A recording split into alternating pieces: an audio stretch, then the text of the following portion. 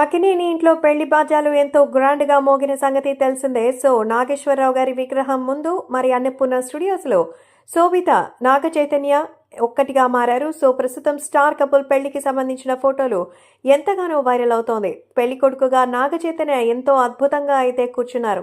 మొత్తానికి పూల మండపాన్ని అయితే సిద్ధం చేశారు. మెగాస్టార్ చిరంజీవి, రామ్ చరణ్ అందరూ కూడా దంపతుల సమేతంగా వచ్చి ఆశీర్వదించారు.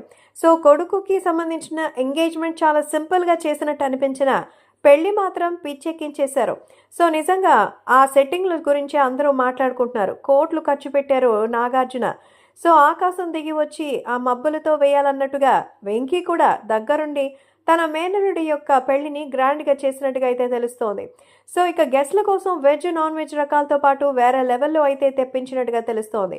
ఇక నాగార్జున రిటర్న్ గిఫ్ట్ని కూడా ప్లాన్ చేశారు. సో రిటర్న్ గిఫ్ట్ కోసం కూడా కొన్ని కోట్లు ఖర్చు పెట్టినట్టుగా సమాచారం. ఇక పెళ్లి తర్వాత ఉండడానికి ఒక లగ్జరీ ఇల్లు కూడా తీసిచ్చారట. మరి సుమారు 100 కోట్లు ఉంటుందట.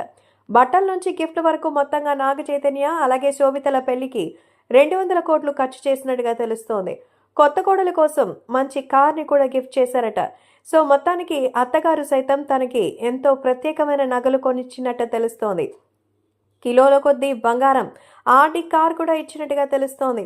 ఈ లెక్కన మొత్తం శోభిత ధూళిపాల ఇప్పుడు అక్కినేని కోడలుగా మారిన తర్వాత ఒక రాయల్ లైఫ్ని అనుభవిస్తోంది. మొత్తం శోభిత ఆస్తే 5-6 కోట్లు ఉంటుంది. ఇప్పుడు ఆ 5-6 కోట్లకి పక్కన ఇంకో 3 సున్నాలు తగిలిస్తే అది ఇప్పుడు శోభిత రేంజ్. మొత్తానికి నాగ చైతన్యని పెళ్లి చేసుకున్న తర్వాత కోట్లకు వారసురాలుగా మారిపోయింది అక్కినేని శోభిత ధూళిపాల. ఈ నేపథ్యంలో ఈ పెళ్లితో ఒక్కసారిగా ఆమె రేంజ్ మారిపోయింది అంటున్నారు. ఏది ఏమైనా ఈ పెళ్లికి మాత్రం పిచ్చగా ఖర్చు పెట్టారు. శోభిత వేసుకున్న నగల దగ్గర నుంచి ఆమె వేసుకున్నటువంటి ప్రతి ఒక్క ఆభరణం ఖరీదు మరి కోట్లల్లోనే ప్రత్యేకంగా డిజైన్ చేయించిందనేది సమాచారం.